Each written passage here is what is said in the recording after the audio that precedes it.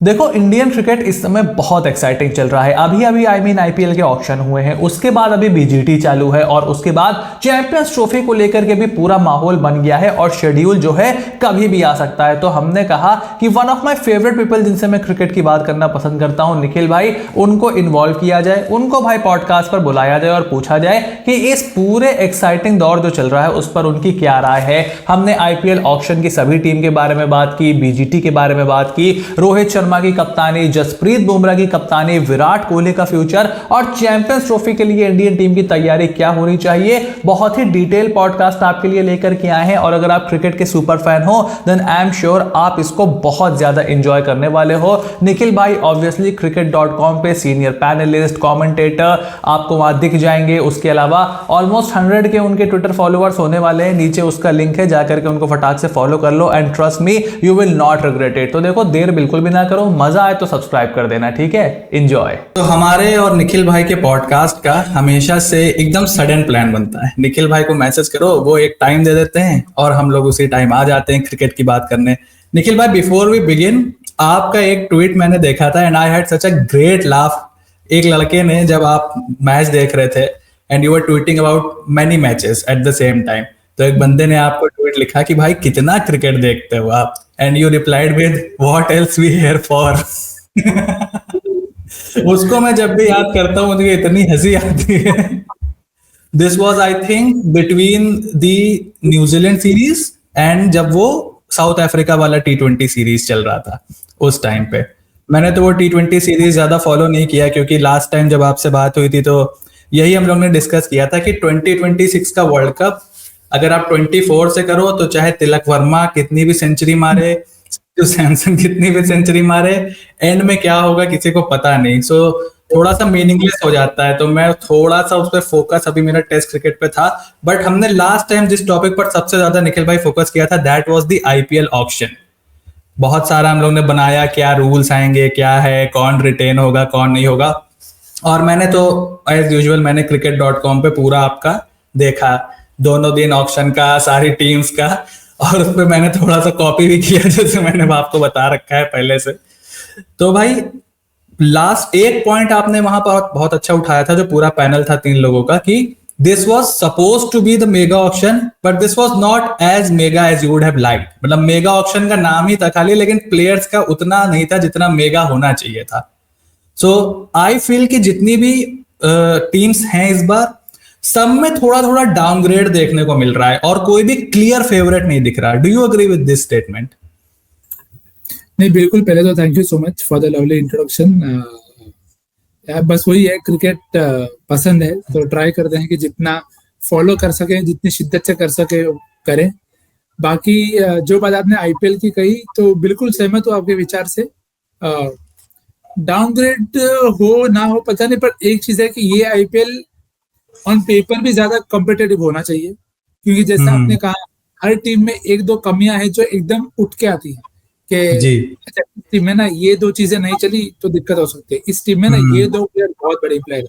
तो वैसे देखा जाए तो अच्छा है टूर्नामेंट के लेंथ के हिसाब से कि हाँ, सभी वैसे भी किसी को कोई भी दिन कोई भी हरा सकता है, पर अगर वो ऑन पेपर थोड़ा वैसा हो कि नहीं भाई कमियां हैं जो सामने वाले टारगेट कर सकती है, तो that's a good thing for the tournament मेरे हिसाब से। तो आपके हिसाब से जिस तरीके से ऑक्शन इस बार हुआ, और जो मतलब सबसे वियर्ड स्ट्रेटजी, मैं सबसे पहले आपको 2-4 पॉइंट्स बताऊं, फिर जल्दी जल्दी सारी टीम्स को कवर करेंगे और फिर बड़े मुद्दे पे आएंगे जो इस टाइम चल रहा है। मेरे हिसाब से सबसे वियर्ड मुझे जिसकी स्ट्रेटजी लगी ऑक्शन में वो थी लखनऊ सुपर जायंट्स। अब पता नहीं मैंने आपको बताया कि नहीं, आई एम फ्रॉम लखनऊ, मैं लखनऊ में ही रहता हूँ। And when Zaheer Khan replace एक तरीके से गौतम गंभीर को इस बार, so I had some expectations from him. मुझे ऐसा लग रहा था कि यार ये बंदा मुंबई की भी सीट पे बैठता था, वहां पर अलग अलग पोस्ट पे काम कर चुके हैं और इतने सालों से उस सपोर्ट स्टाफ का हिस्सा रहे थे जहां मुंबई इतनी अच्छी थी कि लोग उसको कहते थे कि ये इंटरनेशनल टीम्स को भी हरा देगी। वहां से आप निकल करके आए, मयंक यादव, मोहसिन खान, आवेश खान, ये टिकेंगे पूरे सीजन या रिप्लेसमेंट बुलानी पड़ेंगी लखनऊ सुपर जायंट्स को जो इनकी बॉलिंग है? देखो, टिकेंगे नहीं, वही सबसे बड़ा सवाल है ना जो आपने बात करी स्ट्रेटेजी की। वो स्ट्रेटेजी यही है कि आप उम्मीद करते हो कि ये जो प्लेयर्स हैं, जो मेन प्लेयर्स हैं इस टीम के, क्योंकि ये स्तंभ पिलर है बेसिकली बॉलिंग के, मयंक जी। और मोसी, दोनों में से कोई एक तो आपको पूरा सीजन लगेगा ही, और उसके साथ आपने आकाशदीप और आवेश को जोड़ा है if I am not wrong. जी। तो जैसा हर टीम के लिए हमने कहा है कि थोड़ी दिक्कत रहेगी, फिटनेस का कंसर्न रहेगा, हर टीम में ऐसा है ही। मेरे लिए बस एक ही चीज देखने लायक है कि पिचेस कैसी रहेगी, क्योंकि बॉलिंग अटैक तो फिर भी उनके पास बहुत सारे इंडियन ऑप्शंस हैं, पर जो उनका ओवरसीज का बैटिंग का जो डिसीजन था वो थोड़ा मुझे जी। पॉजिटिव लगा कि आपने जिन प्लेयर्स को पिक किया है वो यूजुअली बाकी टीम्स के बैकअप होते हैं। जी। ब्रेस्ट हो गया, तो पूरन डेफिनेट स्टार्टर है, मिलर भी डेफिनेट स्टार्टर है, बट उसके अलावा के जो ऑप्शंस है, मिच मार्श भी हो गए, वो भी काफी इंजरी से जूझते हैं। तो वो स्टार उनके साथ रहेगा कि अगर इंजर्ड ना हुए तो ये टीम शायद अच्छा कर सकती है, पर फिर भी एकाना का सरफेस रोड तो बनना पड़ेगा वहां पे। अगर हाईवे नहीं बना तो बहुत गाड़ियां रुक जाएगी वहां पे।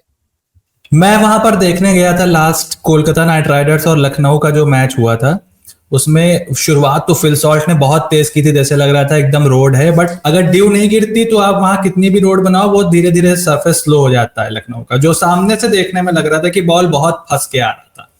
तो ऋषभ पंत ओपन कर रहे हैं भाई। मुझे लगता है पंत, देखो ऑप्शन तो है आपके पास, जूयल है जो बढ़िया विकल्प है ओपन करने के लिए, वो कर सकते हैं, पर मेरे हिसाब से ऋषभ को ओपन तो करना ही पड़ेगा। टीम को जो एक एक्सप्लोसिव स्टार्ट और एक ऐसा चाहिए ना कि सामने वाली टीम पीछे रह जाए कि अरे भाई ये क्या हो गया पावर प्ले में, तो वो, पर उसका आप काउंटर भी देख सकते हो कि अगर वो जल्दी आउट हो जाते हैं तो सामने वाली टीम बहुत ज्यादा कॉन्फिडेंट फील करेगी कि आप खाली पूर्ण आउट कर रहे हैं।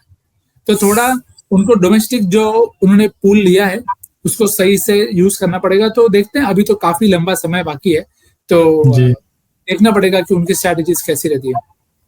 अच्छा, आपको ऐसा नहीं लगता कि जो लास्ट ईयर और पैट कमिंस का जो प्राइस टैग था उससे बस एक साइकोलॉजिकल बैरियर हट गया है, बट किसी को 23 करोड़ 26 करोड़ 27 करोड़ देना मतलब कोई बहुत अच्छा डिसीजन नहीं है। सिर्फ एक आप पहले भी दे सकते थे, अगर आपने इस बार 27 दिए हैं जब आपका बजट 105 करोड़ 100 करोड़ भी था, तो भी आप 20-22 तो तब भी दे सकते थे। बट मुझे लगता है लास्ट ईयर वो जो एक 25 करोड़ का साइकोलॉजिकल बैरियर हटा और इस बार बड़े रिटेंशन हुए, तो डू यू थिंक कि, मुझे तो ऐसा लगता है कि चाहे वेंकटेश हो, चाहे श्रेयस हो, चाहे ऋषभ पंत हो, 25 27 23 करोड़ मतलब सबके लिए ओवर पे लग रहा है मुझे थोड़ा। देखो बेसिक ना ये तो ऑक्शन का काम है। जब आपको पता था कि लिमिटेड लोग है, जो अपना पहला पॉइंट आ जाता है मेगा ऑक्शन वाला, कि जब लिमिटेड लोग जा रहे हैं मार्केट में और उन सबकी डिमांड है, सारे कीपर, बैटर, पोटेंशियल ओपनर और कैप्टन भी है, तो फिर जो डिमांड है वो तो है ही। और अपना क्रिकेट हमेशा सिर्फ डेटा पे नहीं चलता, वो परसेप्शन पे चलता है, ब्रांड पे भी चलता है, जो कि गलत बात नहीं है। हर टूर्नामेंट, हर टीम का अपना एक तरीका होता है चलने का। तो पैसे तो जाने वाले थे, अब वो इंडियन को गए, उससे मैं खुश हूँ। फेयर है अनफेयर है वो तो सर आप कभी नहीं बोल पाओगे, क्योंकि अब जैसे आप रहाणे की बात कर लो, अब रहाणे का पिक काफी सरप्राइजिंग था उस समय पे जब वो केकेआर में गए, पर अगर आप उनके बैटिंग देखेंगे मुंबई के लिए तो बहुत ही बढ़िया रही है, और एकदम खेल रहे हैं वो। तो money will not always decide how it turns out, पर एक तो है कि ये जो 4-5 प्लेयर हैं वो अगले रोहित, विराट और एमएस और उस कैटेगरी के हैं कि 5-10 साल के बाद इन लोगों की फॉलोइंग वो चाहेंगे कि उतनी बड़ी हो जाए। तो ये तो बस एक ग्रेजुएट स्टेज है टूर्नामेंट का, आगे जाके दाम बढ़ेंगे, मुझे लगता है कम होंगे, पर बहुत सारे फैक्टर है कि आप कितना पर्स है टीम के पास, आप कितना पैसा कमा रहे हो, तो बहुत कुछ इसमें जाता है। तो फेयर अनफेयर तो पता नहीं, हाँ कुछ के लिए लगेगा कि श्रेयस को 26 मिले, केएल को 14, बस श्रेयस टूर्नामेंट रह चुका है, तो दैट अकाउंट समथिंग दैट हम उसको क्वांटिफाई नहीं कर सकते कि हाँ इतने करोड़ ज्यादा मिलने चाहिए क्योंकि आप ट्रॉफी विनिंग कैप्टन थे। तो वो तो हमेशा से पार्ट रहेगा मुझे लगता है इसका। वेंकटेश अय्यर और श्रेयस अय्यर को जल्दी से कंपेयर करते हैं। Venkatesh Iyer 23.75 CR, Shreyas Iyer I think 25.75 या 26 CR, समथिंग लाइक दैट। पहले तो श्रेयस का रिलीज होकर के ऑक्शन में जाना और उसके बाद वेंकटेश अय्यर का उसी केकेआर में इतना एक्सपेंसिव आना। 10 करोड़ तक उन्होंने बोली लगाई थी श्रेयस अय्यर के लिए, बट वेंकटेश के लिए वो 23 तक गए, 24 तक गए। आई थिंक और भी चले जाते अगर आरसीबी एक दो बार और उठा देती। So were you surprised with the Venkatesh Iyer bid between the RCB, क्योंकि आप तो आरसीबी को बहुत क्लोजली फॉलो करते हो, आरसीबी एंड वेंकटेश अय्यर की जो बिड चल रही थी मतलब केकेआर और आरसीबी के बीच, और श्रेयस अय्यर का डिसीजन पीबी केस में जाना, उनको रिटेन ना करना, how do you see all this by the Kolkata Knight Riders? हाँ, वो इंटरेस्टिंग तो था क्योंकि आपको पता था कि आरसीबी को एक लेफ्ट हैंडर तो चाहिए टॉप 3 में। अब वो नहीं मिला, देखो उनको इवेंचुअली वो नीतीश राणा के पीछे भी नहीं गए, बट जेकब बेथल एक बहुत बढ़िया पिक हो गई उस लिहाज से देखा जाए कि उनको जो लेफ्टी चाहिए था। अब मारामारी बस ये है कि वो ओवरसीज है, तो आपको फिट करने के लिए या तो टिम डेविड को बाहर जाना पड़ेगा या तो ऐसा कुछ और आपको कॉम्बिनेशन ट्राई करना पड़ेगा। सरप्राइज में ये था कि शायद आरसीबी बच गई, क्योंकि अगर इतना स्पेंड कर देती वेंकी पे तो जो बाकी के गैप्स फिल करने थे शायद वो ना हो पाते। बट केकेआर तो जाने वाली थी वेंकी के लिए, वो तो काफी श्योर थे, हमको पता है वहां पे सेटअप क्या है और उनकी प्रेफरेंस क्या है। They wanted to get back everybody as much as possible. Shreyas surprise था, पंत भी सरप्राइज था। आई डोंट थिंक हमने किसी ने एक्सपेक्ट किया था कि ऋषभ पंजाब नहीं और लखनऊ में जाएंगे, और मुझे लग रहा था कि श्रेयस शायद लखनऊ में जाए क्योंकि एकना का सरफेस सूट कर जाता है कि श्रेयस जैसा बल्लेबाज अगर नंबर 3 पे वहां पे खेले तो एक नेचुरल फिट वहां पे लग रहा था। बट यही है, देखो ऑक्शन में आप कितना भी पहले बैठ के गेस करो, उस दिन क्या होना है वो किसी के भी समझ में नहीं आएगा। पैसा जैसे मैंने कहा दोनों अय्यर को उनके नाम और रेपुटेशन दोनों के हिसाब से मिला है। वेंकटेश ने काफी नॉकआउट्स में अच्छा परफॉर्म किया है, तो इसके लिए वो नंबर जो है वो उनके लिए बढ़ता ही चला गया। पर श्रेयस टाइटल विनिंग कप्तान है तो उनको तो वो वैसे पैसे मिलने वाले थे, तो थोड़ा किसी को ज्यादा मिलता है, थोड़ा किसी को कम मिलता है। पंजाब में बहुत अच्छा चांस है श्रेयस के पास पॉन्टिंग के साथ वापस पैर करके ये बताने का कि मेरा सक्सेस ही था जी। हम बहुत देखो क्रेडिट के लिए बहुत मारामारी करते हैं कि किसने क्या किया, बट वो प्रूव करने का बेस्ट तरीका है आप कहीं और जाके वो प्रूव करो। तो वो मेरे को लगता है श्रेयस के लिए बहुत बढ़िया मौका है, तीनों के लिए मेरे हिसाब से, श्रेयस के लिए भी, ऋषभ के लिए भी और केएल के लिए भी। हमें पता नहीं है कि वो तीनों ही कप्तान बनेंगे कि नहीं, बट बहुत अच्छा मौका है उनके लिए यह दर्शाने का कि हम हैं और हम वैल्यूएबल हैं काफी अपने टीम्स के लिए। तो कोलकाता नाइट राइडर्स की स्क्वाड जैसे आपने बोला था उसमें अपने शो में कि अच्छी थी, बहुत अच्छी थी, अब वो अच्छी हो गई है, और फिर उसमें ये पॉइंट था कि रिंकू सिंह की लास्ट ईयर जरूरत नहीं पड़ी थी, वो तो काफी मैचेस इंजरी की वजह से भी उन्होंने मिस किए। 2 मैच में रमनदीप की जरूरत पड़ी थी 8-10 बॉल्स के लिए जो उन्होंने अच्छी इनिंग खेली थी, और रसल की भी बिल्कुल जरूरत नहीं पड़ी थी। इस साल डू यू स्टिल थिंक कि सुनील नारायण पे ओवर डिपेंडेंसी है उनकी, या आपको लग रहा है कि बाकी प्लेयर्स भी स्टेप अप कर सकते हैं? Also who will be the captain? वो तो देखो, वो तो वेंकी भैया और पंडित सर ही जाने, हमें नहीं पता होगा। I won't be surprise if it's Venky, won't be surprise if it's Rahane also, क्योंकि एक काम हेड आपको चाहिए कि बिना किसी भी चीज का पैसे का प्रेशर लिए बिना वेंकी खाली परफॉर्म कर पाए। तो we are fairly open on that front.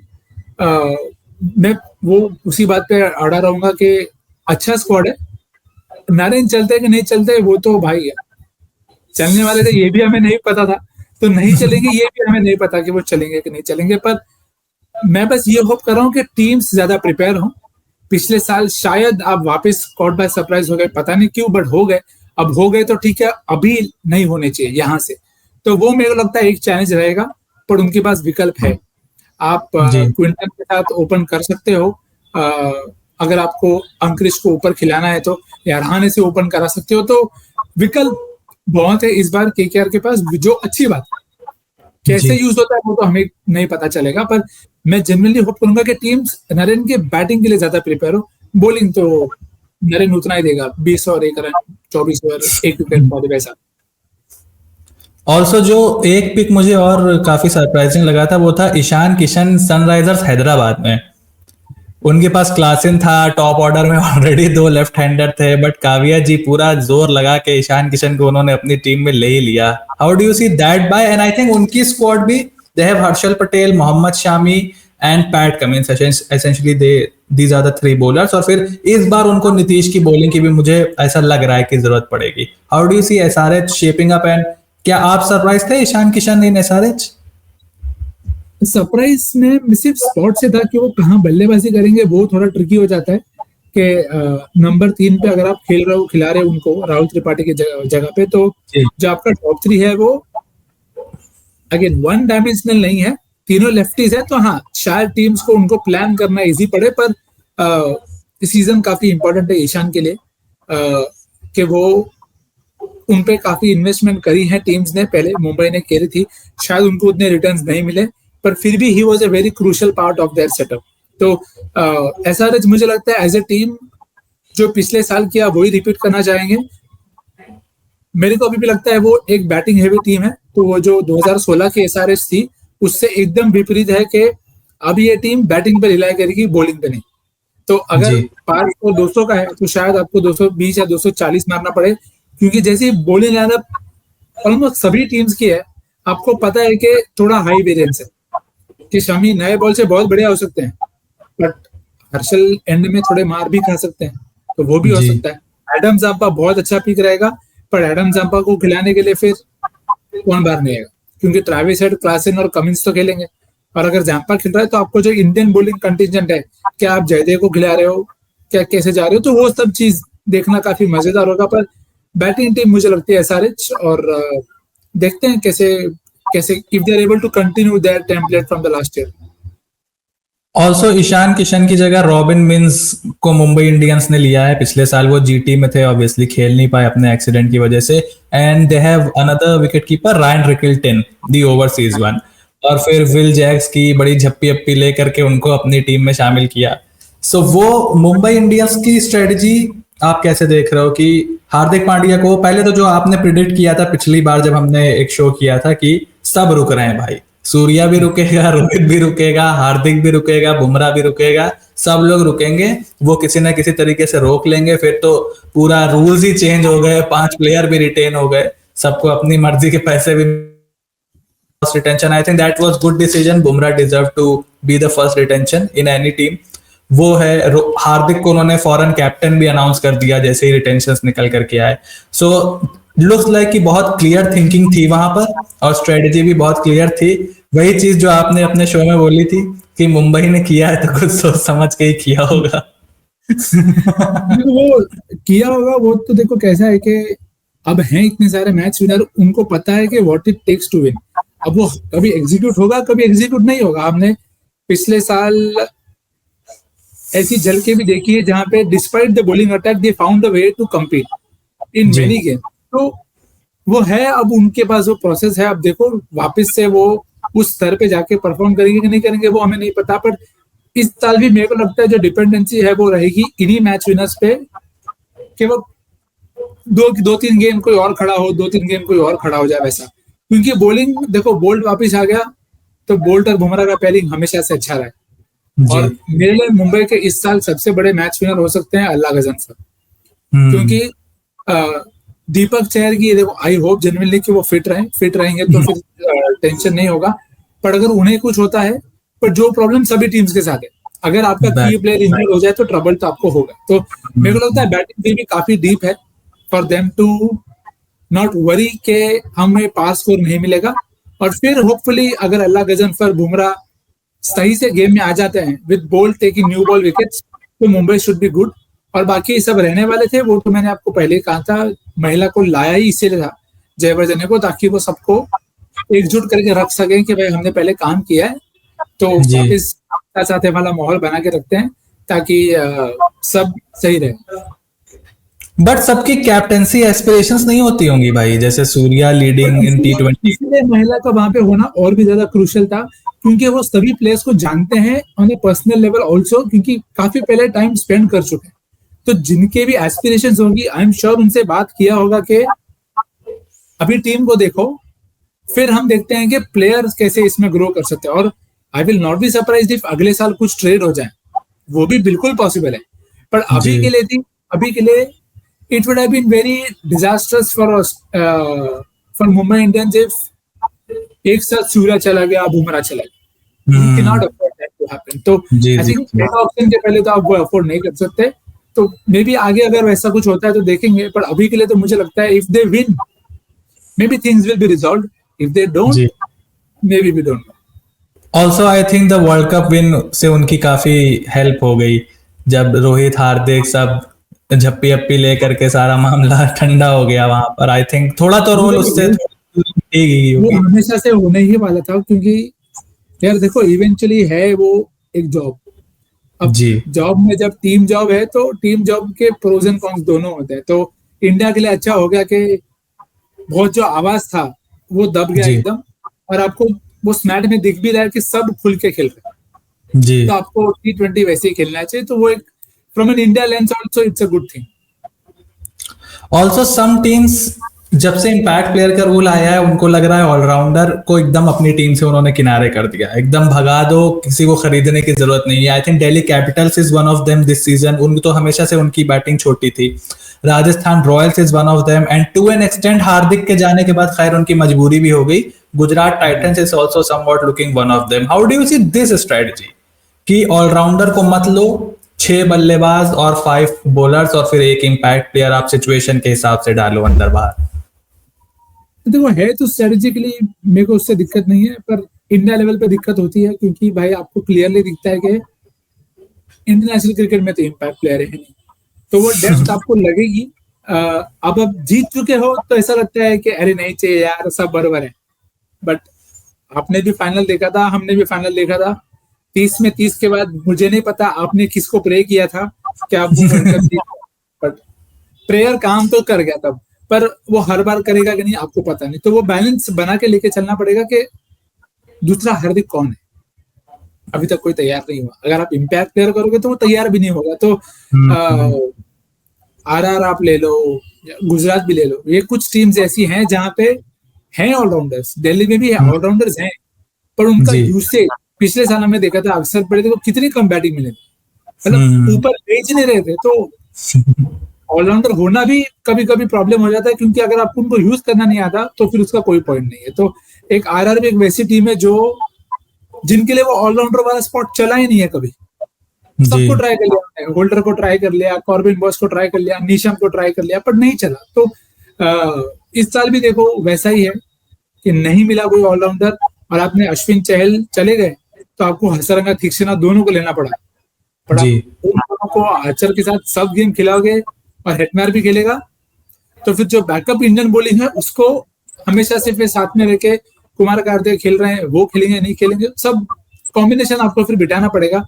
Even if you are saying के सिचुएशन के हिसाब से कॉल लो, क्योंकि शुभम दुबे हैं जो बढ़िया करे हैं स्मैट में भी, पर वो हमेशा क्लिक होना आईपीएल में जरूरी नहीं है। तो जी। वो टैक्टिक्स तो देखने पड़ेंगे काफी सब टीम्स के लिए। एंड आई थिंक जिस टीम के पास ऑलराउंडर्स हैं भी, उनको भी कुछ करने का खास मौका मिलता नहीं है। जैसे Ramandeep doesn't bowl with KKR, Venkatesh doesn't bowl with KKR, Shivam Dube doesn't bowl with CSK. अब उन्होंने विजय शंकर को भी ले लिया है। I am pretty sure he won't bowl for CSK. And I think 2-3 Nitish Kumar doesn't bowl for SRH, एक आध मैच के अलावा I don't think balls.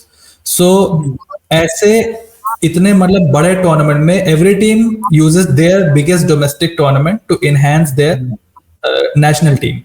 But क्योंकि ये ऐसा फ्रेंचाइज जरूरी नहीं, नहीं नहीं ऐसा जरूरी नहीं है। अब वो टाइम चला गया है मेरे हिसाब से, क्योंकि बीबीएल ने स्मिथ ओपन करा था, जी। कुछ रिलेशन ही नहीं है इंटरनेशनल इससे। तो आई थिंक वो फ्रेंचाइज क्रिकेट का रोड अब अलग ही हो गया है कि जी। वो पैसा बनाने का चीज है।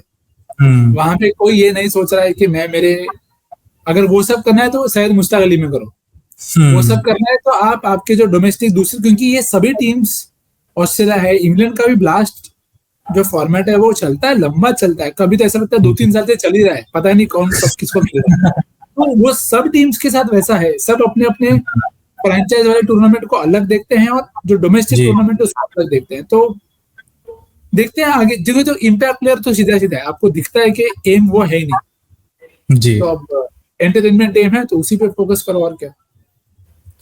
अच्छा, आपको लग रहा है नीतीश रेड्डी, शिवम दुबे, वेंकटेश अय्यर एंड रमनदीप इनमें से कोई वाइट बॉल फॉर्मेट में could at least be a substitute to Hardik Pandya in the coming years, especially if you look at 2027 ODI world cup, क्योंकि वो एक मेन पिक्चर है अब, क्योंकि टी20 तो हम लोग का आ गया। ओडीआई तो मैं सर इनको जितना अपन ने देखा है टी20 में देखा है, वनडे में तो इतना नहीं देखा, तो आई थिंक अभी से वनडे के लिए कह पाना तो बहुत ज्यादा मुश्किल है। टी20 में भी आप रमनदीप से शायद मिडिल ओवर्स में एक दो बॉलिंग करा दो, पर नीतीश नया बॉल स्विंग करता है, पर वो ज्यादा देखना पड़ेगा। आप एक दो बार ज्यादा देखोगे तो फिर आप उस पर श्योर हो पाओगे। अभी से टी20 के बेसिस पे वनडे पे कहना तो बहुत ज्यादा मुश्किल होगा। I think these are essentially the batsman जो थोड़ी बॉलिंग कर सकते हैं, not out and out allrounder like Hardik. इनके बारे में तो हार्दिक की बॉलिंग जो है वो वैसी नहीं है कि वो जो पार्ट टाइमर वाली बॉलिंग, वो अभी at this point of time किसी भी टीम में एज अ बॉलर भी क्वालिफाई होते हैं, जो चीज बाकी सारे ऑलराउंडर्स के लिए ट्रू नहीं है, तो वो वहां पे भी इंप्रूवमेंट का बहुत स्कोप है। फाइनल 2 टीम्स, उसके बाद will shift to the BGT. Punjab Kings and I think Chennai Super Kings. Chennai Super Kings फिर से उन्होंने सैम करन को वापस लिया, हुडा एंड विजय शंकर को लिया। I think Noor Ahmad was a very good buy, and फिर अपने पुराने बंदे कॉनवे, रविंद्र, इन सबको उन्होंने लिया।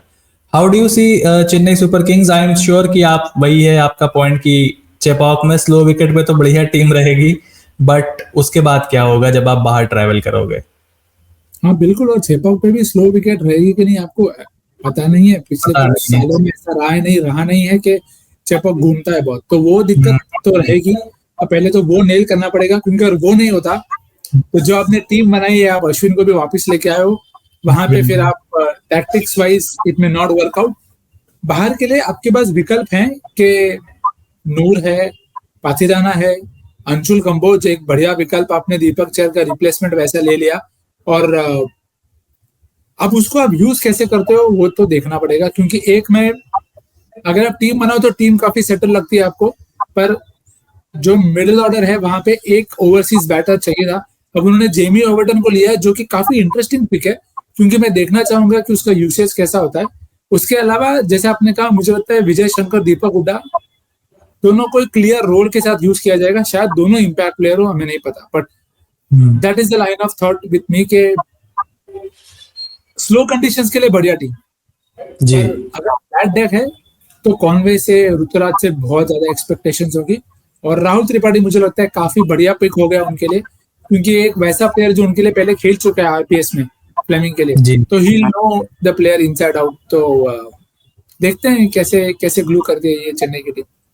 बट लास्ट ईयर उनके पास कम से कम डैरल मिचेल टाइप का एक पेस हिटर तो था मिडिल ऑर्डर में। इस साल तो वो भी उन्होंने Sam Curran, I don't think कि वो कैलिबर लेकर के आते हैं। I think somebody like a Liam Livingstone could have been much more handy for them, Chennai Super Kings के लिए। बिल्कुल, मैं तो शर्फिन रदरफोर्ड एक्सपेक्ट करके बैठा था कि शर्फिन रदरफोर्ड के लिए बैंक तोड़ेंगी टीम्स, बट वो ये देखो, परसेप्शन बहुत इंपॉर्टेंट है।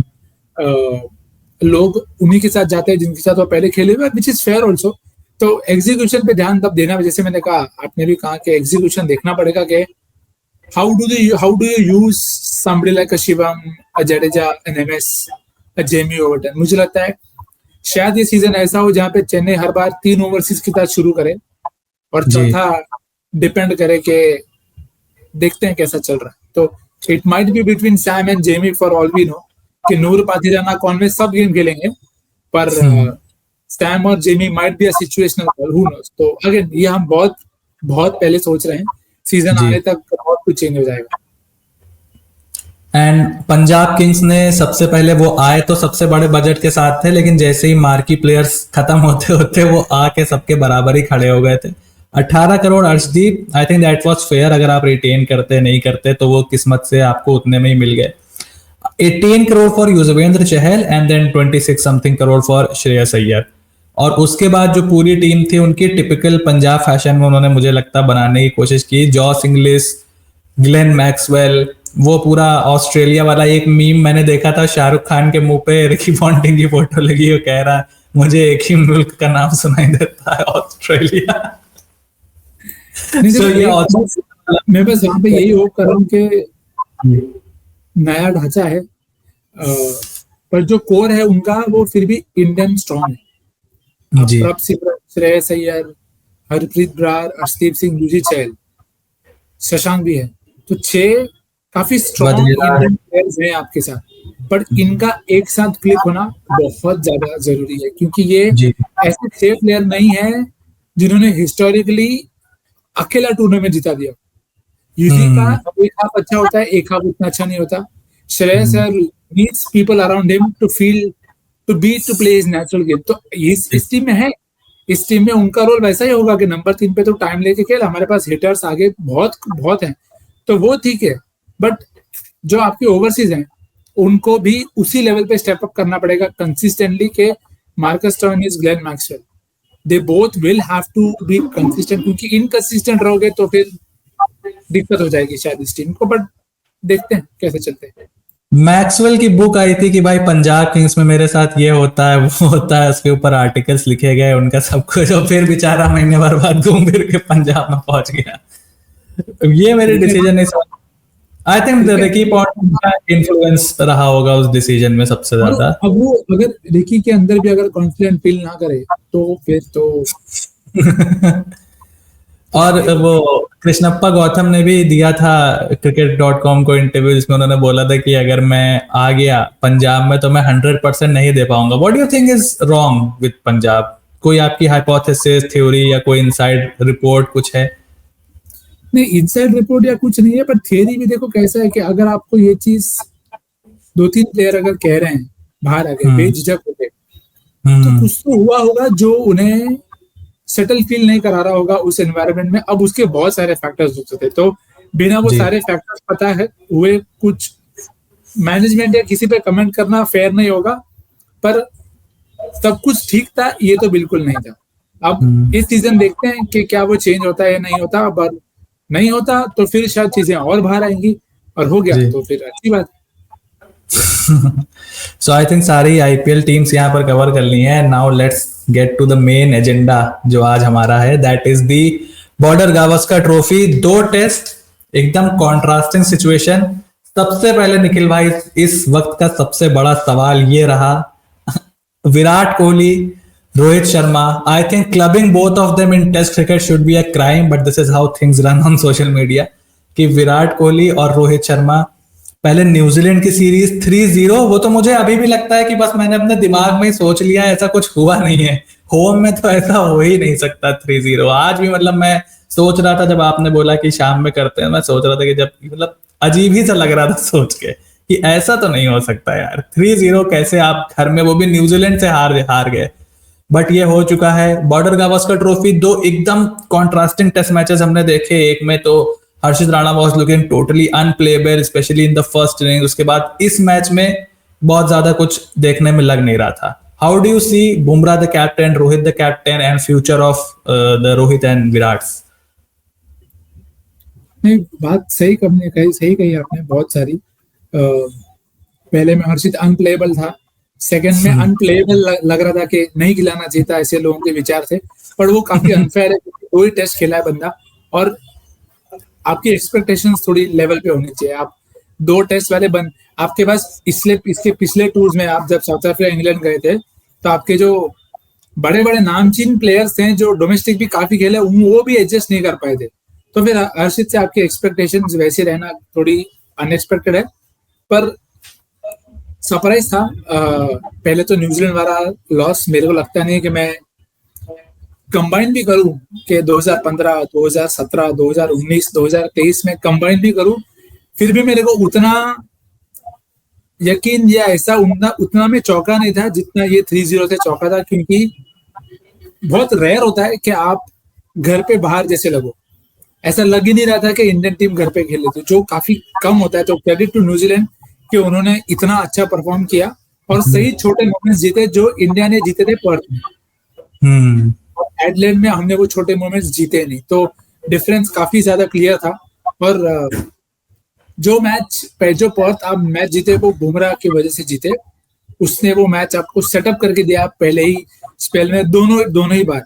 और जब आप दूसरी बार बैटिंग करने आए तो हम जो इतने सालों से रोते थे कि जब हम बॉलिंग करते हैं तो पिच अलग होती है, हम बैटिंग करते हैं तो पिच अलग होती है, वो पर्थ में हुआ। फॉर ए चेंज पर्थ में चीजें हमारे लिए चली कि हम जब बैटिंग कर रहे हैं दूसरी बार तो पिच काफी ज्यादा फ्लैट हो गई थी, तो हमने उसका पूरा यूज किया, जो कि सही है, ऐसा ही होना चाहिए। Put of her bar control नहीं कर सकते। तो और सेकेंड टेस्ट वो वैसे भी बहुत ज्यादा डिफिकल्ट होने वाला था कि पिंक बॉल है, आप उससे खेलते ही नहीं हो, कम जी। खेलते हो, ये बोलना अनफेयर है, आप खेलते ही नहीं हो। तो अगर आप नहीं खेल रहे हो तो आपको उसकी आदत नहीं रहेगी, और वो आपको दिखा with the both bat and ball. Bat से भी आपको प्रॉब्लम हुई, रश हुए बैटर स्पेस पे कि पिंक बॉल कैसे बिहेव कर रहा है। बॉलिंग में जो आपने पहला सेशन, जो आपने नाइट सेशन डाला, प्रॉब्ली वन ऑफ इंडिया भूल जाने वाला सेशन था कि भाई क्या बॉलिंग कर रहे हो आप, नए बॉल से इतना बाहर क्यों डाल रहे हो, इतना शॉर्ट क्यों डाल रहे हो। बट वो होता है।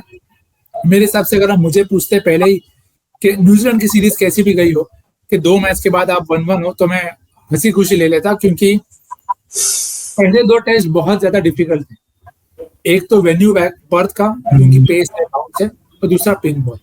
तो 2 टफ टेस्ट आपके निकल गए, जिसमें से आप जीत गए, तो बहुत अच्छी जगह पे हो। अब से इसको 3 मैच की सीरीज देखो, पर जो सीरीज डिसाइड करेगा वो वही 2 नाम है जो आपने लिए। क्योंकि अगर आप हर बार सोचोगे कि हम ऑस्ट्रेलिया जाएंगे और एक कोई सीनियर चल जाएगा और बाकी फिर छोटे लोग सब जो बच्चे हैं वो परफॉर्म करेंगे कि गिल करेगा, पंत करेगा, तो वो नहीं चलेगा। आपके सीनियर्स को स्टेप अप पड़ेगा, और वो मुझे लगता है होपफुली हमें दिखेगा भी जब अगले 3 टेस्ट शुरू हो तब। और जो बातें हो रही हैं रोहित शर्मा और विराट कोहली की फॉर्म के ऊपर, आपको वो याद है जब न्यूजीलैंड सीरीज खत्म हुई थी तो ऐसा बहुत सारे आर्टिकल्स आए थे कि भाई अगर बीजीटी में नहीं तुमने अच्छा किया तो खेल खत्म, पैसा हजम वाला मामला हो जाएगा। अब विराट ने तो सेंचुरी मार दी पर्थ में, तो उनका तो इस सीरीज का तो कम से कम दिखाने भर का तो हो गया मामला कि हमने एक सेंचुरी मार दी। 5 टेस्ट अगर आप नहीं भी रन बनाते हो तो आप एक सेंचुरी तो है आपके नाम के आगे इस सीरीज में। How do you see Rohit Sharma, क्योंकि वो काफी ज्यादा प्रेशर में भी हैं, बैटिंग्स उन्होंने अपनी चेंज कर दी, मतलब स्लॉट चेंज कर दिया, और एक दिमाग में आपके चैंपियंस ट्रॉफी भी चल रही होगी कि आप एक 50 ओवर टूर्नामेंट भी जीतो as a captain. How do you see Rohit Sharma in this situation right now? नहीं, ये मेरे को लगता है काफी इम्पोर्टेंट टाइम है उनके करियर का, क्योंकि जब वो T20 वर्ल्ड कप जीत गए तो आई एम श्योर उनके मन से एक बोझ हट गया होगा कि चलो एक ट्रॉफी आई, जो बहुत इंपॉर्टेंट थी। इंडिया काफी ज्यादा डिस्परेट था उसके लिए, पर उस चक्कर में हुआ ये है कि जो आपका रेड बॉल फॉर्म है वो काफी ज्यादा डिटोरिएट हो गया, क्योंकि आप जो हाई रिस्क अप्रोच खेल रहे थे व्हाइट बॉल क्रिकेट में, उसको रेड बॉल में एमुलेट करना इतना इजी नहीं है। जब वो इंग्लैंड में बहुत बढ़िया करे थे, वो क्यों करे थे? क्योंकि उन्होंने उतना वक्त बिताया था वो चीज प्रैक्टिस करने में। अब पिंक बॉल के पहले वो कितना ही खेले थे, तो मैं पिंक बॉल के बेसिस पे तो उनको जज बिल्कुल नहीं करूंगा, क्योंकि कुछ था ही नहीं जज करने को।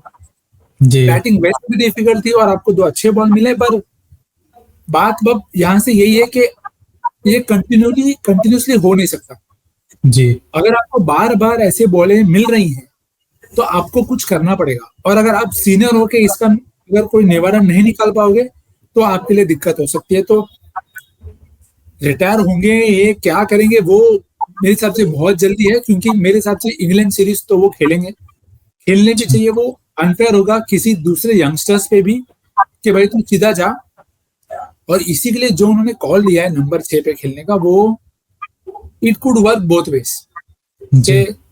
चल गया तो बहुत अच्छा लगेगा कि आप एक्चुअली में यस यू वेर सेल्फलेस, आपने अपना स्पॉट छोड़ा, क्योंकि केएल ने पहले टेस्ट में बहुत बढ़िया बैटिंग करी थी, तो आपने सोचा उसको कंटिन्यू करें। केएल के लिए भी अच्छा होगा, पर नहीं चला, और अगर केएल भी ऊपर रन नहीं बना था तो basically you try to fix something that was not broken. अब नॉट ब्रोकन का मतलब ये नहीं है कि रोज रन बना रहे थे, पर केएल को आपने न्यूजीलैंड सीरीज में ये बोल के नहीं छेड़ा उनका स्पॉट के हमको उनको नंबर 6 देना, फिर हमको उन्होंने 2 मैच खिलाया नहीं आपको, तो कंफ्यूजन बहुत ज्यादा बढ़ जाएगी, और नतीजे अगर सही से नहीं जाते तो it could be lot of problem for Rohit the captain also. तो अगले 3 टेस्ट बहुत ज्यादा क्रूशियल है रोहित के लिए। मैं बस जेन्युइनली होप करूंगा वो अपने आप को समय दें, क्योंकि हमने इतनी बार देखा है।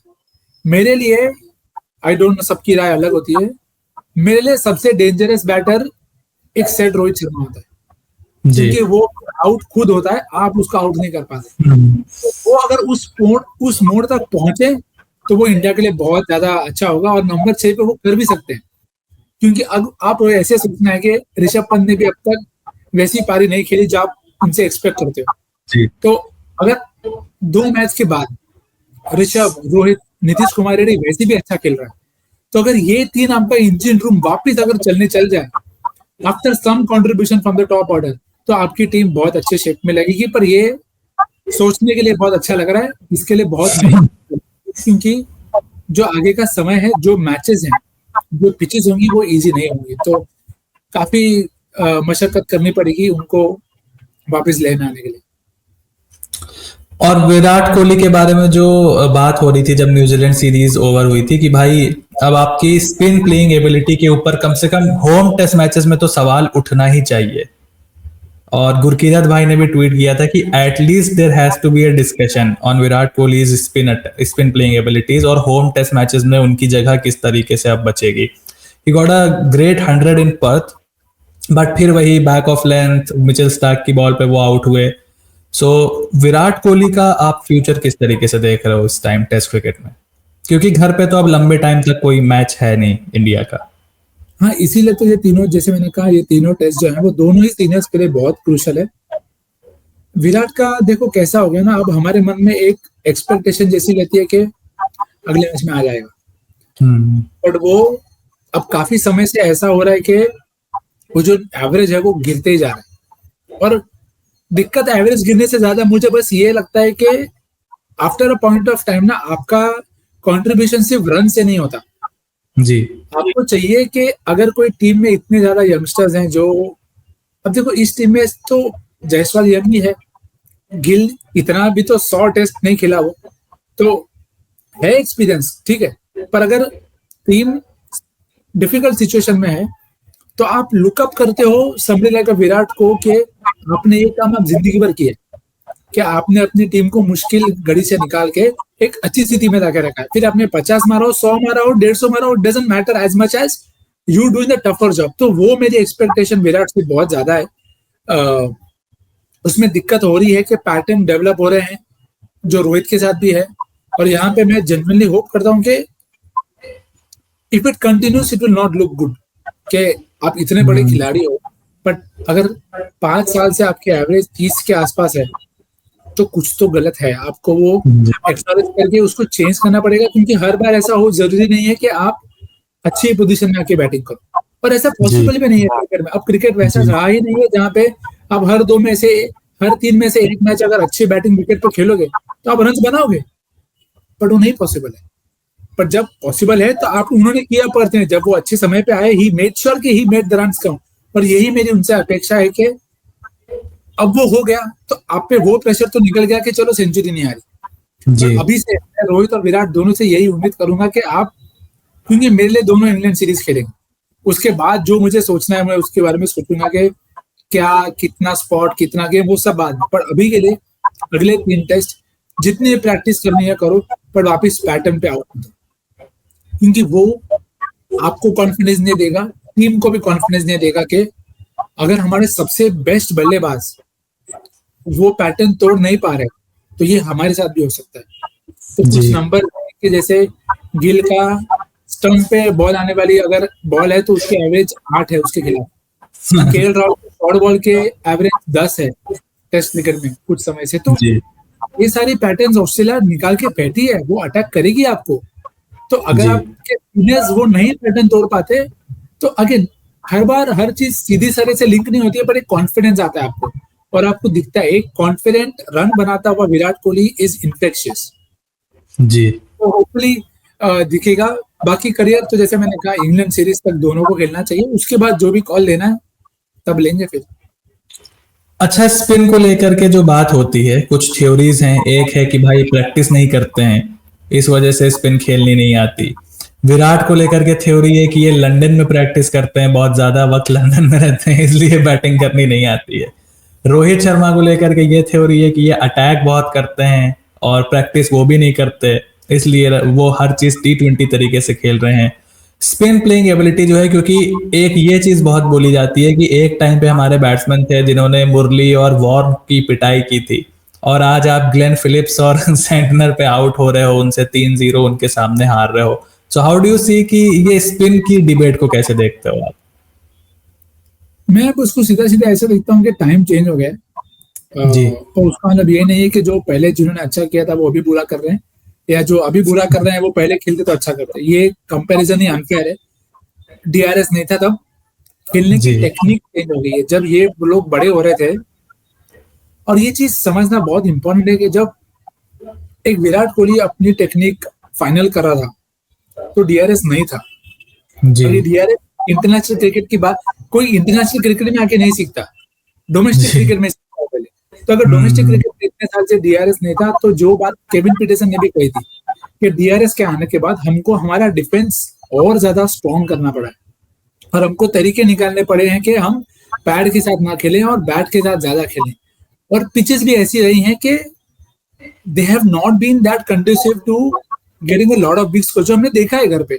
और which makes it even more puzzling कि आप क्यों खेलोगे ऐसी पिचेस पे जो दोनों टीम्स के अंतर को और कम कर देती है। तो प्रैक्टिस करनी पड़ेगी, वो तो मैं बिल्कुल मानता हूँ, पर उसके लिए समय कहाँ है। उसका एक कारण ये भी है कि हम इतने ऑब्सेस्ड हैं ऑल फॉर्मेट प्लेयर्स से कि हमको हर जी। बंदा हर फॉर्मेट खेलना चाहिए। अब हर बंदा हर फॉर्मेट खेलेगा तो वो प्रैक्टिस कब करेगा, उसको समय जी। कब मिलेगा टीम से ऑफ। आप जी। परसों साउथ अफ्रीका का टेस्ट मैच था और कल वो टीम T20 खेली है। अगर सेम सेट ऑफ प्लेयर्स खेलेंगे तो कैसे चलेगा। तो जो डिमांड्स है चेंज हो गई है, तो उसको मद्देनजर रखते हुए आपको प्लान करना पड़ेगा कि ये मेरा पूल है वनडे के लिए, ये टेस्ट मैच के लिए। अब मुझे पता है कि होम सीरीज आने वाली है, तो आप प्रैक्टिस करो वैसी पिचेस पे। जी। आप प्रैक्टिस करोगे तो आपको समझ में आएगा कि चलो ये 2-3 चीजें हैं जो मैं कर सकता हूँ, तो मैं ये करूंगा। तो जब तक वो नहीं होता थोड़ा डिफिकल्ट है for anybody to just come in and get going. पर अब वो तो ना आपके हाथ में ना मेरे हाथ में है। प्लानिंग अब नए कोच है उनको करनी पड़ेगी विद द कैप्टन के।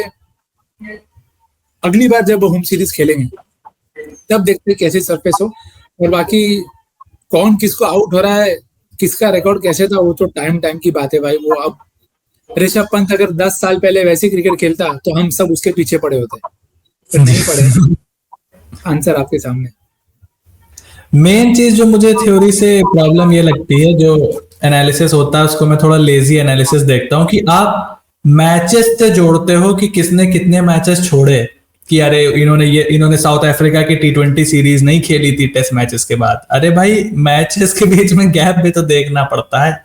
आप उसको डेज के हिसाब से आपको जोड़ना चाहिए, बट हमारे वहां क्या है, हम उसको मैचेस के हिसाब से जोड़ते हैं कि इन्होंने ये सीरीज नहीं खेली, इन्होंने दिलीप ट्रॉफी में पहले बोला कि खेलेंगे, फिर किसी की इंजरी हो गई, किसी का कुछ हो गया, उसके बाद हमने नहीं खेला। 2023 के वर्ल्ड कप के टाइम पे ये बहुत चल रहा था, केएल को भी मत लेके जाओ, श्रेयस को भी मत लेके जाओ, क्योंकि उसने बिल्कुल प्रैक्टिस नहीं की है, ये है वो है। और वही हमारे मेन सेम बात मुझे बोलो, फोर्थ सेंचुरी के बाद कितने लोगों ने कहा कि विराट को दिलीप ट्रॉफी खेलनी चाहिए। नहीं बोलता कोई। हम सब सर्टिफिकेट देने में सबसे पहले होते हैं, बट जब लेना होता है तो सबसे पीछे होते हैं। तो दैट इज ठीक है, वो अपने अपने गेम का पार्ट है। अच्छा, एक आपने शुभमन गिल की बात की कि उनके अंदर आते हुए गेंदों पे 8 की एवरेज है। एक जो शुभमन गिल को लेकर के एक उन पर एक्स्ट्रा प्रेशर था कि he will be the successor of Virat and Rohit, और अब उनको वाइस कैप्टनसी दे दी गई है। उसके बारे में भी मैं जानना चाहूंगा कि एकदम ही से उनको पहले जिम्बाब्वे में वो कैप्टन बने, फिर भाई तू वनडे का भी वाइस कैप्टन है, अब तू 20 का भी वाइस कैप्टन है। लास्ट टाइम आपने बोला था कि ऑल फॉर्मेट प्लेयर नहीं बनाना चाहिए शुभमन गिल को, वनडे खेलो क्योंकि वो कम होते हैं, मेन फोकस टेस्ट पे करो। T20 के लिए आपके पास बहुत प्लेयर हैं, आप अभिषेक को खिला लो और जायसवाल को खिला लो, या ऋतुराज को खिला लो, संजू ओपन करने लगे हैं, बट उनको वाइस कैप्टनसी दे दी गई है। And this whole debate of him being the successor, और फिर इसकी तो 32 की एवरेज है, इसकी तो 31 की एवरेज है, इसको बाहर करो उसको खिलाओ। How do you see this Shubman Gill career जिस तरीके से पैन आउट हो रहा है? नहीं, वो ये देखो, इस कोलैटरल डैमेज ऑफ ऑब्सेशन के इसको सिक्योरिटी दो। अरे सिक्योरिटी देने के लिए आपको आप बोल के भी तो दे सकते हो ना कि तू मेरा प्लेयर है, मैं तेरे को नहीं ड्रॉप करेगा। ये हम किसी को वाइस कैप्टन बनाते हैं, रहाणे को वाइस कैप्टन बना के भेजा गया WTC के लिए, फिर वो टीम से बाहर। तो ये सब चीजें काफी at time the decisions are very short term. One day में क्या करेंगे, अभी तो हम खेले नहीं है तो हमको पता ही नहीं कि क्या होने वाला है वहां पे कप्तानी और वो सबका। पर टेस्ट में ये दौरा गिल के लिए बहुत ज्यादा क्रूशियल है, क्योंकि ये उनका दूसरा दौरा है और उतना समय अब टीम ने उनको दिया है। उनको जो स्पॉट उन्हें चाहिए था वो भी उनको मिला है। जी। तो यहाँ से, और जब वो खेलेगी एडलेड में तो आपको देख के ऐसा लगा नहीं कि ये लय में नहीं है। पर दिक्कत ये है कि जब आप नंबर 3 पे खेल रहे हो, you can not afford to have 20s and 30s, नहीं चलेगा। वो टाइम चला गया कि 20-30 से काम चल जाता था। आपको अगर आप इन हो तो आपको 70, 80, 100 आगे डैडी हंड्रेड्स बनाने पड़ेंगे, क्योंकि बाहर सब यही कर रहे हैं। जेकब पेटल आगे 90 मार के गया दूसरे तीसरे टेस्ट में। जी। दौरे पे आगे रैंडम कंपैरिजन है, बट बात यह है कि आपको जो आपका टॉप 4 है, दैट हैज टू ले द प्लेटफॉर्म, जो पर्थ में हुआ एडलेड में नहीं हुआ। और इंडिया पहले से ऐसी टीम रही है कि प्लेटफॉर्म मिलेगा तो हम बहुत बढ़िया करेंगे। पर घर पे क्या होता है, घर पे नीचे आपके पास ऑलराउंडर्स होते हैं जो बचा लेते हैं, बट आप जडेजा को भी नहीं खिला रहे। तो आप देख रहे हो कि एक चीज फिक्स करने के लिए आपने कितनी चीजें चेंज की हैं, पर उस चीज चेंज करने के चक्कर में जो आपके फेल सेफ ऑप्शन है कि अगर ये क्या नहीं चलेगा तो थोड़े रन इनसे आ जाएंगे, अब वो भी नहीं आना है, वो भी नहीं आ रहे। तो काफी क्रूशियल टाइम है गिल के लिए ये बताना कि मुझे सिक्योरिटी की जरूरत नहीं है, मेरे रन्स मेरी सिक्योरिटी। तो आई होप वो रन्स बनाएंगे और बड़े रन्स बनाएंगे, क्योंकि लगेगा उनके लिए भी और इंडिया के लिए भी एक कॉन्फिडेंट शुभमन गिल लगेगा। तब आप सोच पाओगे कि ठीक है, कल अगर इंग्लैंड सीरीज के बाद विराट या रोहित नहीं है तो भी इस टीम में ऐसे लोग हैं जो सिचुएशन के हिसाब से अपनी गेम को सुधार के और भी अच्छा कर सकते हैं। तो क्योंकि ये कॉन्वर्सेशन होगा जब रोहित और विराट नहीं खेलेंगे ना, जब भी फिर अगर कोई नया, अब देखो T20 में नहीं होता, क्योंकि T20 में अपने स्काई इन सबको ढूंढ लिया और तिलक ने भी आया तो उसने रन मार लिए। पर वनडे ऐसा फॉर्मेट है और टेस्ट ऐसा फॉर्मेट है जहाँ पे नहीं चलेंगे ना, तो सब जो लास्ट रोहित विराट थे उनको याद नहीं करेंगे, जो अच्छे फेज में थे उनको याद करेंगे। देखो विराट ना ये टाइम पे ये कर देता, पर नहीं वो बाहर करेंगे। तो ये सारी चीजें जो साइकिल है क्रिकेट का, उसको तो आप चेंज नहीं कर सकते। पर गिल के लिए ये दौरा बहुत ज्यादा इंपॉर्टेंट है, बहुत ज्यादा। मैं स्ट्रेस नहीं कर सकता, इतना ज्यादा इंपॉर्टेंट है, क्योंकि अगर वो नहीं चलते तो आप ये देखो, आपका एक ओपनर का स्पॉट ओपन हो जाएगा, आपका नंबर 3 आपको पता नहीं, आपके 4 ज्यादा रन नहीं मार रहा है, 5 इंजरी से अभी आया है और 6 पे तो नया बंदा है। तो जो नया बंदा वाला, अब रोहित तो अभी 6 पे ओपन कर रहे थे, तो बहुत कुछ एकदम ही जय माता दी हो जाएगा जो नहीं होना चाहिए। How do you see the comparison on social media between Gill and Brook? I don't see only. देखना है नहीं। मैं थक चुका हूँ डिस्टिंग्विश बिटवीन खेल के। मुझे स्कूल में पसंद था क्योंकि 4 मार्क का हो जाता, दो रीजन लिखो, दोनों के 2-2 मार्क, बस। अब मुझे वो डिस्टिंग्विश बिटवीन नहीं करना। ब्रूक अच्छा खिलाड़ी है, गिल अच्छा खिलाड़ी है, समय दो। हम सबके पीछे ना हर मैच में हाथ धो के पड़े कि भाई ये मैच में कैसे नहीं चला दूं, इधर कैसे नहीं चला दूं, अरे इधर तो चलना ही, अरे छोड़ दो भाई, छोड़ दो। क्रिकेट है, इतना इजी नहीं होता, सब कुछ कीबोर्ड पे नहीं होता कि बटन दबाया और इंग्लैंड में भी रन मारा, श्रीलंका में भी रन मारा, टर्निंग टैप पे भी रन, नहीं होगा यार। इंसान है, समय लगेगा, तो समय दो सबको। हैरी ब्रूक, अगर वो सीरीज जो जिस तरीके की विकेट्स इंडिया इंग्लैंड की जो सीरीज हुई थी, जो इंडिया में हुई थी, उस तरीके की विकेट्स जिसमें जायसवाल ने 2 डबल मार दिए, गिल ने भी फिर 1 सेंचुरी मार दी, आई थिंक अगर वो सीरीज विराट और ब्रूक दोनों खेले होते तो दोनों के लिए थोड़ा बेटर होता। आई थिंक विराट के लिए तो बड़ा अनफॉर्चुनेट था कि वो सीरीज मिस कर गए, बट वहां वैसी विकेट्स अगर हमने न्यूजीलैंड के अगेंस्ट बनाई होती तो मोस्ट लाइकली हम वो सीरीज ना हारते।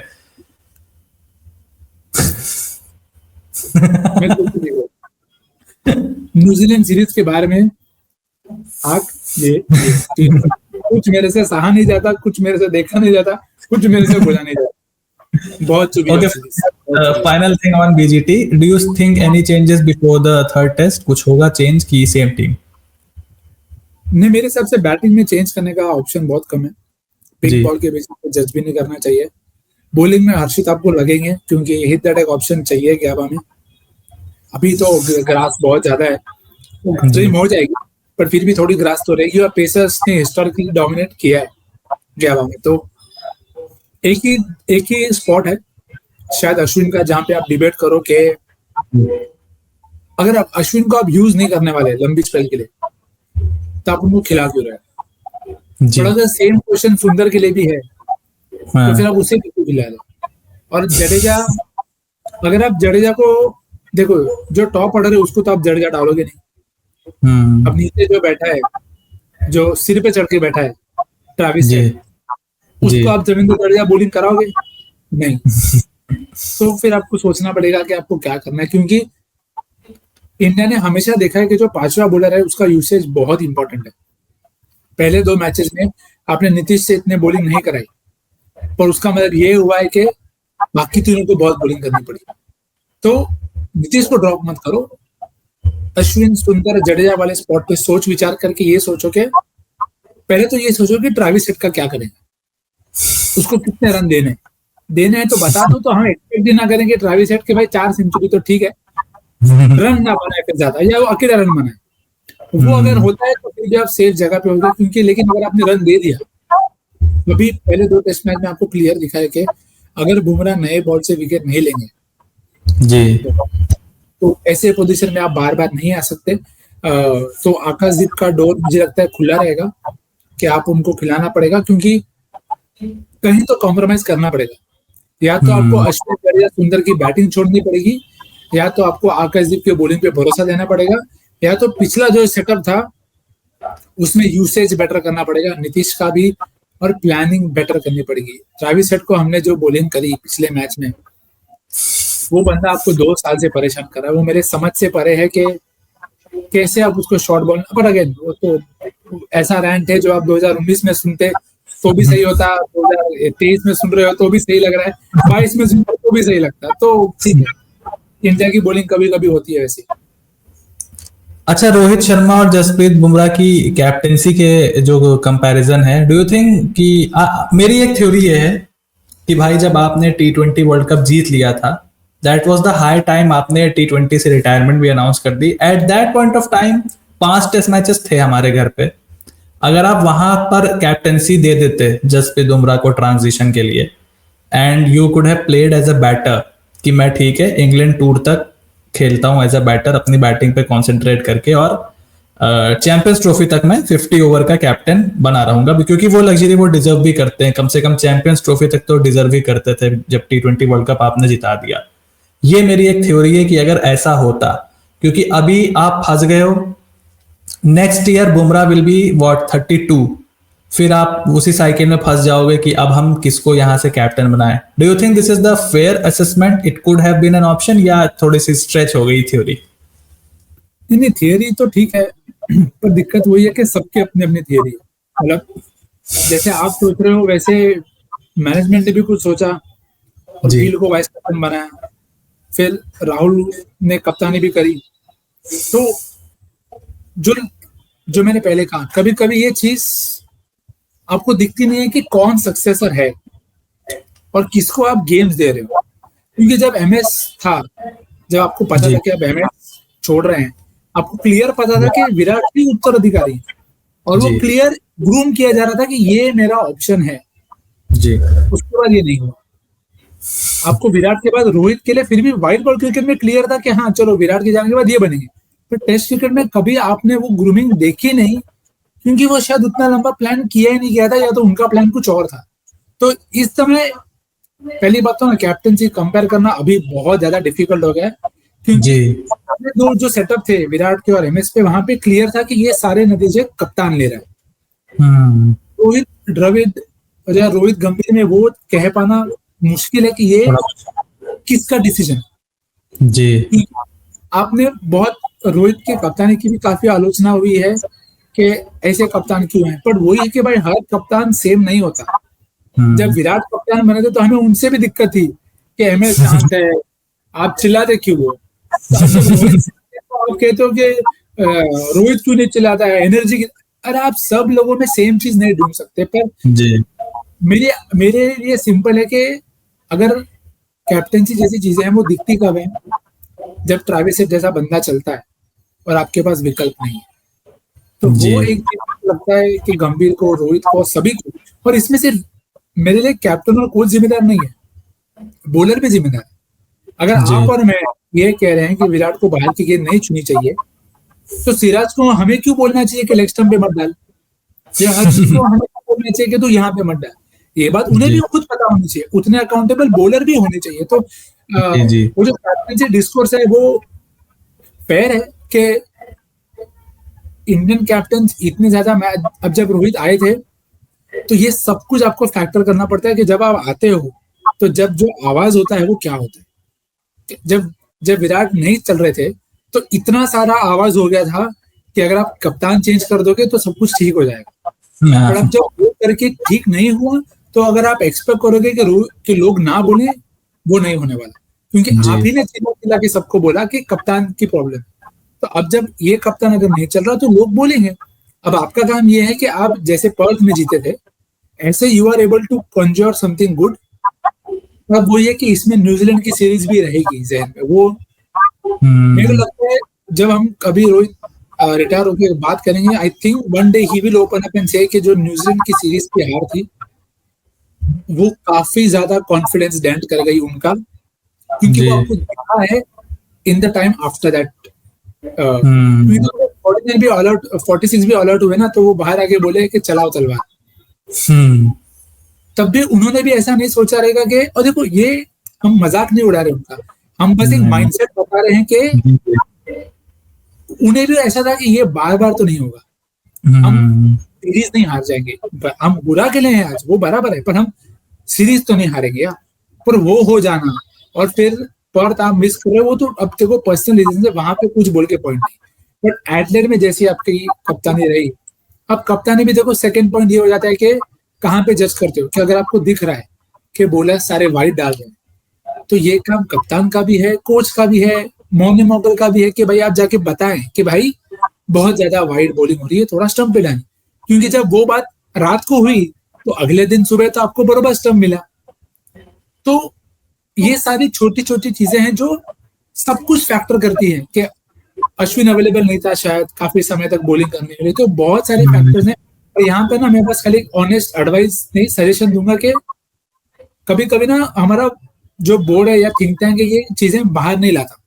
अगर ये बाहर लाएंगे ना तो लोग भी थोड़ा कम प्रेशर रहेंगे, क्योंकि हम फिर थियरी नहीं बनाएंगे, हमें पता रहे वो इंजर्ड है इसलिए बॉलिंग नहीं कर रहा, पर तुम हमको बताओगे ही नहीं और मैच के बाद आके बोलोगे कि भाई बुमराह को भी निकलता। अरे तो बुमराह को निकलता तो भाई पहले बताते। अब ये बात बरोबर होती है कि ऑपोजिशन को पता चलेगा, पर अगर वो नहीं डाल रहा है तो ऑपोजिशन को तो वैसे भी पता चल गया ना भाई कि वो शायद इंजर्ड होगा, इसलिए वो एक चीज है कि कभी कभी हम बहुत अपने ही टैक्टिक्स में उलझ जाते हैं। पर ठीक है, अब ये जो हो गया पिंक बॉल वाला वो हो गया, अब रेड बॉल क्रिकेट है, वापस पिंक बॉल आएगा नहीं आपके सामने 1 साल तक, भूल जाओ रेड बॉल क्रिकेट, शांति से प्लान करो, क्योंकि ये हिस्टोरिक चांस है, पहले भी था अभी भी है। 3 back to back BGT Australia में बहुत कम टीम्स ने उस पोजीशन में रहे हैं, आप हो, अभी तक सब कुछ गया नहीं है, पर it will need the batting to step up. Bowling आपको गेम में रखेगी, गेम जिता भी देगी, पर अगर बैटिंग आएगी ही नहीं गेम में तो फिर बॉलिंग अकेला कुछ नहीं कर सकता।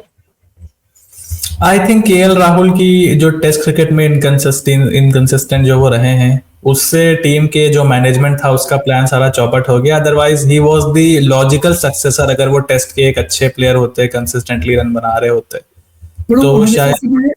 पर वो आपको इनकंसिस्टेंसी टीम के साथ भी दिखती है ना, कि वो बंदा कभी ओपन कर रहा था, कभी 6 पे खेल रहा था, कभी कीपर तो वो आ गया, कभी टीम का प्रॉब्लम भी पूरा, it's not just the individual problem, it's the team problem के 4 टेस्ट मैच पहले वो बंदा आपकी टीम में नहीं था, 150 मारा था।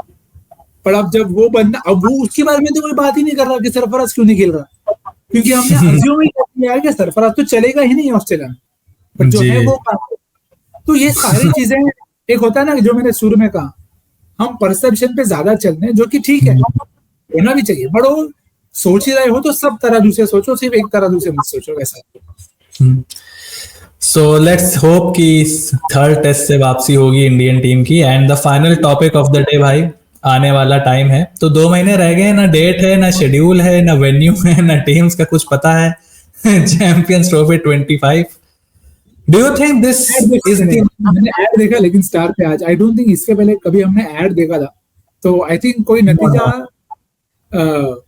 बन गया है, ब्रॉडकास्टर को पता है पर हमें नहीं पता, क्योंकि नहीं तो ऐड नहीं आता टीवी पे। उसमें लेकिन होस्ट का नाम नहीं है एड में जो ऐड तो आया, क्योंकि इतने समय तक ऐड भी नहीं देखा था मैंने तो, एटलीस्ट। तो और किसी ने देखा हो तो प्लीज बता देना, पर मैंने ऐड कभी नहीं देखा था। तो अगर ऐड है मतलब कुछ तो बात है, अब क्या बात है वो हमें नहीं पता। और अब तो आईसीसी क्या करेगी वो तो भी आईसीसी जाने पाए। भी हम अब आईसीसी में भी जय शाह है, तो ऐसा तो नहीं है कि उन्हें नहीं पता होगा। तो देखते हैं, काफी इंटरेस्टिंग टाइम है अभी आगे। अभी तक डू यू थिंक कि पिछला जो टाइम रहा है वर्ल्ड T20 के बाद से और चैंपियंस ट्रॉफी का, I think this has to be one of the most unprofessional moments जितना हमने क्रिकेट देखा है। क्योंकि हमको जब बचपन से कब से पता चल जाता था, पेपर में आ जाता था कि इस दिन ये होने वाला है, ये भिड़ेंगे इंडिया पाकिस्तान, लगेगा मेला, ये होगा वो होगा। जस्ट 2 months इतना बड़ा टूर्नामेंट है, 2 महीने रह गए हैं आपके ना, टिकट्स का कुछ पता है, कहाँ ट्रैवल करना है, टीम्स क्या होंगी, और फिर हम क्योंकि पहले हम मैटर शायद थोड़े करते होंगे, अभी तो बिल्कुल नहीं करते, क्योंकि उनको भी पता है कि तुम अगर एक दिन पहले भी बोलोगे ना तो हमको काम ही क्या है, हम तो टीवी लगा के देखेंगे आपको। तो जब तक वो होगा अकाउंटेबिलिटी और कुछ ऐसा आएगा नहीं। अब ऐसा भी नहीं है कि ये सिचुएशन आप देख नहीं सकते थे जी, नहीं जाने वाले थे, वो तो ऑब्वियस था। कोई भी अगर कहेगा कि जानते हो, फिर आप किसी अलग ही सोच विचार में पड़े हो, क्योंकि नहीं जाने वाले थे तो आपका बैकअप प्लान क्या था। तो जी, अब तो है उनको पता है कि कुछ भी करो लोग तो देखेंगे। तो अब वापस उनके फेवर में चल रहा है, तो देखो कैसे चलता है आगे। उससे पहले सिर्फ 3 वनडेज हमें खेलने इंग्लैंड के सामने। एक्चुअली मैं तो बड़ा सरप्राइज था कि जो वॉल्यूम है हमारी ओडीआई क्रिकेट का एक टूर्नामेंट से पहले, वो मतलब इतना कम हो गया कि आप सिर्फ वर्ल्ड कप के और चैंपियंस ट्रॉफी के बीच में आप 6 वनडे मैचेस, या आई थिंक साउथ अफ्रीका को मिला लो तो 9 वनडे मैचेस आप खेल रहे हो। तो अभी हमको पता तो है नहीं कि कहाँ होगा, but I think UAE is the most logical option. सारी टीम्स को ट्रैवल करने में भी इजी रहेगा और सब कुछ। और श्रीलंका में तो मैं नहीं देखना चाहूंगा। एशिया कप ने जो जख्म दिए थे पिछले साल, एम्प्टी स्टेडियम में इंडिया पाकिस्तान मैचेस हो रहे थे। सो आई डोंट थिंक कि वहां पर ना कोई खेलना चाहेगा ना कोई देखना चाहेगा। यूएई में ODI cricket I think last we played was in 2018 Asia cup. उसके बाद से मुझे तो नहीं याद है कि इंडियन टीम ने वहां पर कोई वनडे मैच खेला हो। सो आप वहीं पे हुई थी ना, इंडिया अफगानिस्तान का जो टाई हुआ था वो वहीं पे हुआ था ना। हाँ, यूएई में। इसमें धोनी कैप्टनसी कर रहे थे लास्ट टाइम, इंडिया अफगान तो उसके बाद से हमने वहां ओडीआई क्रिकेट नहीं खेली। सो हमको अपनी स्क्वाड बनानी पड़ेगी यूएई के हिसाब से। And I think most of the players pick themselves, अगर कोई इंजरी कंसर्न ना हो। गिल, रोहित, विराट, मे बी ऋषभ पंत, श्रेयस, केएल, ये आपकी बैटिंग लाइनअप रहेगी। ऑलराउंडर हार्दिक, बुमराह। कौन सा खेले थे हम पिछला ओडीआई सीरीज कौन सा खेले थे? श्रीलंका से हार गए थे। और वहां भी बैटिंग ऑर्डर काफी अलग था। तो आई होप कोई तरीका ढूंढे, थोड़े कैंप्स हो और आप इंटर स्क्वाड मैचेस भी रखें, क्योंकि लगेंगे भाई। अगर आपको लगता है कि लोग इजीली अडेप्ट कर लेंगे तो बहुत ही ज्यादा नाइंसाफी होगी। शायद वो 3 मैच में दिखे, पर वो ऐसा हो गया कि 3 मैच मतलब तीनों वार्म अप मैच हो गए आपके basically. Bilateral warm up for both teams के। देखो आपको जो करना है यहीं पे कर लो। पर वो तो है, देखो कंडीशंस काफी ज्यादा इंपॉर्टेंट है, क्योंकि आपके प्लान्स उसके बाद बनेंगे यार जी। How can you make plans when you don't know the conditions very well going to play. तो कंडीशंस आ जाए, फिर maybe we can do another live जहां पे हम डिस्कस कर सकें कि अब क्या विकल्प है हमारे पास इन टाइप के कंडीशंस के लिए। शायद आपको 2 स्पिनर खिलाने हो, क्योंकि वरुण चक्रवर्ती के बारे में काफी आवाज आई थी जब साउथ अफ्रीका में बहुत बढ़िया करे थे कि आप जडेजा को ना खिलाओ और वरुण को खिला लो। पॉसिबल है कुलदीप के साथ खिलाना, क्या पता, पर पहले कंडीशंस तो पता चले फिर आप कॉल लो नहीं खिलाना। आई थिंक जडेजा के ऊपर लेकिन ओडीआईज में हमको अक्षर पटेल दिखेंगे, मुझको मतलब ऐसा लगता है। जो न्यू मैनेजमेंट कुछ भी हो सकता है, क्योंकि जो पिछला सीरीज था उसमें तो जज करने के लिए कुछ है ही नहीं जी। क्योंकि तब ने ऊपर नीचे बैटिंग करी थी, लेफ्ट राइट कॉम्बिनेशन काफी ज्यादा प्रोमिनेंट था कि हम इस पे काफी फोकस कर रहे हैं। तो पहले स्क्वाड आ जाए, वो सीरीज हो, फिर उस पे बात करके मतलब है। मैंने काफी सारे जर्नलिस्ट को सुना था, वो उनका यही मानना था कि UAE is the most logical option और सबसे फ्रंट रनर भी वही है। बस मैटर ये कर रहा है कि पाकिस्तान जो पीसीबी है उनका ये कहना है कि नेक्स्ट ईयर जब आपका T20 वर्ल्ड कप होगा तो चाहे हम श्रीलंका में ही खेलेंगे, चाहे वो नॉकआउट मैचेस हो या फिर ना हो। तो इस तरीके की चीजें चल रही, so we can expect the same delay of tickets and schedule in 2026 also. But right now जो जैसे हमने ओडीआई क्रिकेट की बात की, एक थ्योरी ये थी कि ये चैंपियंस ट्रॉफी T20 फॉर्मेट में होनी थी, मतलब ऐसा मैंने सुना है, कुछ लोगों ने ऐसा बोला भी है online and on social media की। बट देन व्हाट हैपेंड कि Virat Kohli and Rohit retired from T20s, सो वो रेवेन्यू जनरेट करने के लिए आपने बोला कि चलो ठीक है, इसको ओडीआई फॉर्मेट में ही रहने दो। Do you think this is, मतलब बहुत ज्यादा आईसीसी टूर्नामेंट हो रहा है?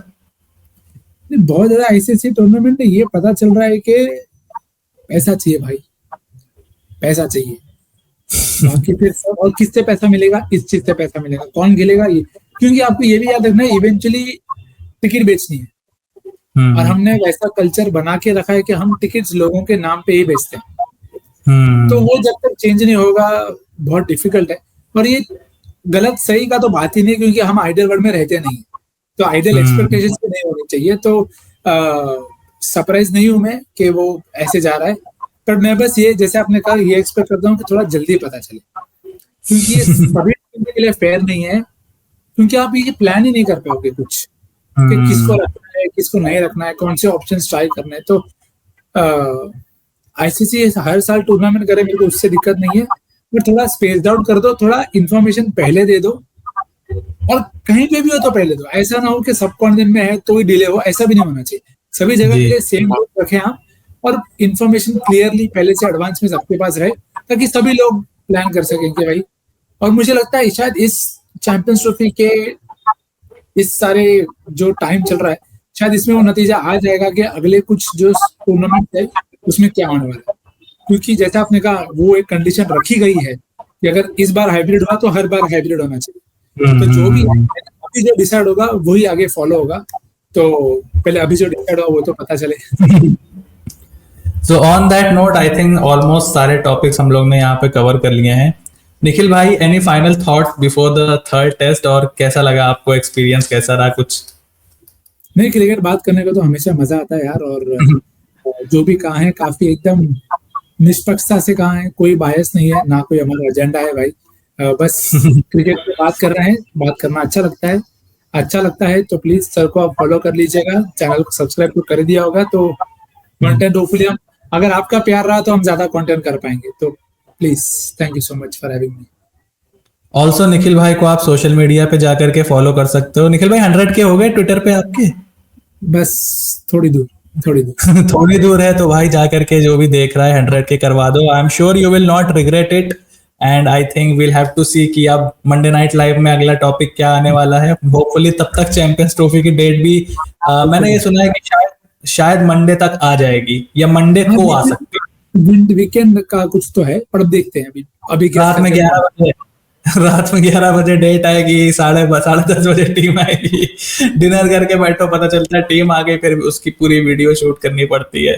But that is the way it is going. Hopefully culture थोड़ा चेंज होगा आगे जाते हुए। निखिल भाई, thank you so much, and hopefully will do that, I think close to the IPL एक बार फिर से, अगर टाइम मिला तो जरूर। बिल्कुल, thank you so much for having me. Yes.